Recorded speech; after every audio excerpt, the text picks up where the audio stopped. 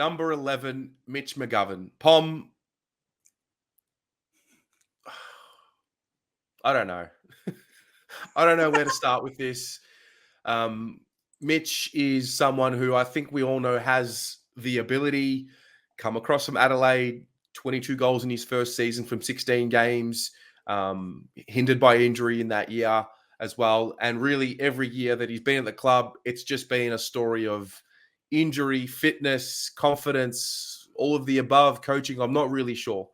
But the reality is it's a fresh slate. It's 2022. We know that Liam Jones won't be with us. We've been told that Mitch might be filling this role down back, or he's got the ability to, and he's got the willingness to do it.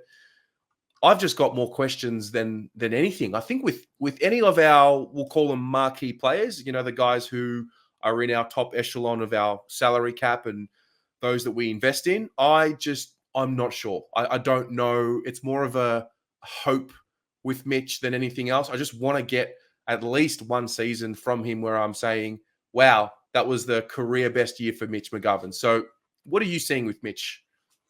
It's a tough one because, I'll say this. If he wasn't a footballer, from sharing a bevy with him, he probably is the nicest. He'd probably be my best mate in real life because he strikes me as a really great bloke. He is a great guy. He's one of them guys that I hate bagging because I'm like, I genuinely reckon he's a nice guy.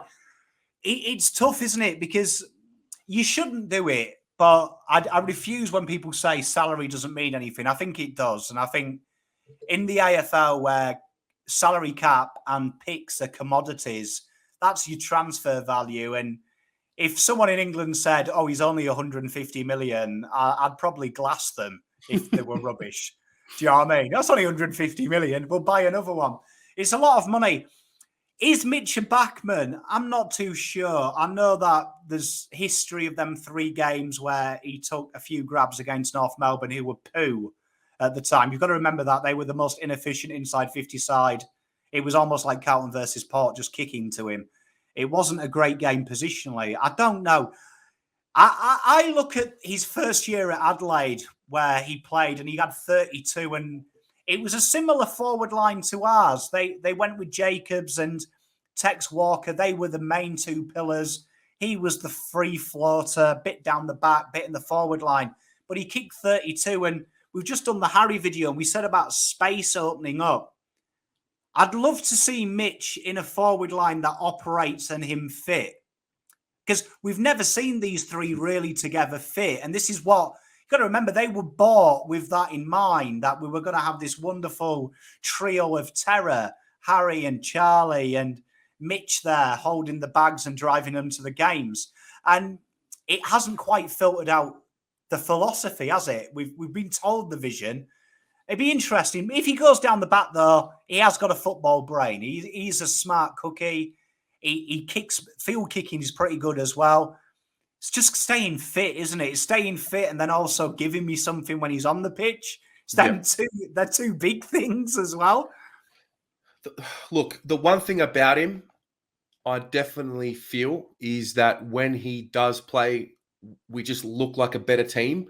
And I think it was a real shame the way he did his hamstring against the Bombers because I think he started to actually, something happened that day, something clicked. He was chasing and harassing and he was getting into scraps and he was playing for the jumper and he plays with his pride. He is tough. He's a tough footballer and he throws his weight around and he does all of those little things that you want to see from a supporter's point of view. And I guess it's just, it would be no more frustrating for anyone other than him to see the soft tissue injuries that he's had. My question always goes to what is happening in the preparation pre-season to set up for the season. He's definitely, we can now safely say, Mitch is someone that needs a full pre-season. He really does. There are a few players that can miss chunks of pre-season and still have great years, and I don't think Mitch is one of them. I think he's someone that needs to be fit and healthy and having continuity with his training. And, whether this backline move reinvigorates him, I don't know. I hope it does. I want it to work. I want to be able to say at the end of this season, oh, wow, how good was Mitch this year? I really want to. I want to get around it, and I want to get around him, and I will at any chance that I get.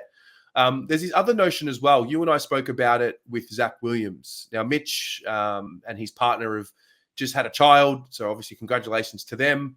And I want to revisit the topic because you're a father. I'm not a father, but I can imagine that when you are a father, especially for the first time, things happen internally. You want to become the best version of yourself or your children. And I'm hoping that it's almost the perfect distraction away from footy because you've got footy, especially with Melbourne and Carlton and the pressure and the bubble. All of a sudden, it all goes away. You come home, you see your children smiling at you and your wife or your partner. So I wonder if that will positively impact his performance on the field. Oh, I mean, surely it does. And I think one wonderful thing that I noticed about Mitch is Margot, I think the baby is. It's a beautiful baby as well. He makes a good-looking baby. I'll give him that. I'm honest as well. I'll tell you if your baby's ugly. It's a very bonny baby. I think one thing with Mitch is, look at his Instagram. He's obsessed with it. And when you've done it a few times like me, it loses its novelty, I have to say. But I remember you first. It's really exciting and life changes and everything is really, really new and focused. And he'll do it a few other times and he'll probably put one picture of it in 10 years and be like, yeah, she's done it again. Well done. But I feel like it'll focus him, and it does put a lot of questions in, like your weight. You start to notice that. That is the first thing I noticed when I had kids, was I was worried about my weight and my levels of fitness, because I was like, shit, I'm gonna have to run around after these. Oh no, that stupid adverts on the TV of some guy burying his dad and he's only 8. I don't want to be that dad. So little things like that start to become a priority that probably weren't. So with Mitch, this is a huge opportunity to secure the finance of his family, like 700 clobber a year, 800, whatever it's reported. He gets that another 5 years as the lead backman at Carlton, taking Jones's spot. Then that little Margot is set up with little Bobby and little Jacob. Like in the future, like you're sorted. And I think for me, he comes from a real good family environment. You hear Jeremy talk about the support he lends him. You can see why he's tough as well, because Jeremy McGovern looks like the kind of guy that beat him up for his Watsits at school. Like, I'd imagine he was the one taking Mitch's lunch money. He's that type of brother. So I think just he's got that family vibe. Carlton are a family club, or we're trying to be. Everyone seems to be having a baby at Carlton as well. And it's the 2 problem children, which sets me up to think that these 2 could be 2 town heroes. Because I think Mitch and Zach have the same philosophies. They're lovable guys, aren't they? Even though we hate them at times, you kind of love them as well. They're kind of the lovable rogue. I mean, we always love them. There's just weekly frustrations. And I mean, look, at the end of the day, frustration can only come from disappointment, and disappointment can only come from when you expected something to happen that didn't. And I think why we get so frustrated is because we know what they're capable of doing. And so when it doesn't happen once, okay, when it doesn't happen twice, but when it constantly isn't happening how you pictured it, I think that's kind of where it's at. And I think for Mitch, we just haven't had too many, even just games where it's like, wow, Mitch really stamped his authority. I've pretty much got to take you back to the St Kilda game 2019 where he kicked 3. That's probably a game for me that stands out in his 3 seasons at the club where I say, yep, stamped his authority on that game. Other than that, he finds a way to kick his 1 or he's kicked 2 on a couple of occasions. But listen, for me, just got to see him at his best. And I want to be able to say, as I said in this video, I want to be able to say at the end of this year, that was the best season Mitch McGovern has ever had. Now, what needs to happen between now and me and you and everyone saying that? Well, it starts with what he's doing literally right now, because we're filming this on the 6th of January. The players are still on their, end of year break. It's a 3-week window, and really it's a test. Who is going to be putting in the extra work that the rest of the competition isn't? Who is putting in that extra workout while, the rest of them going to let them eat cake on New Year's Day with me?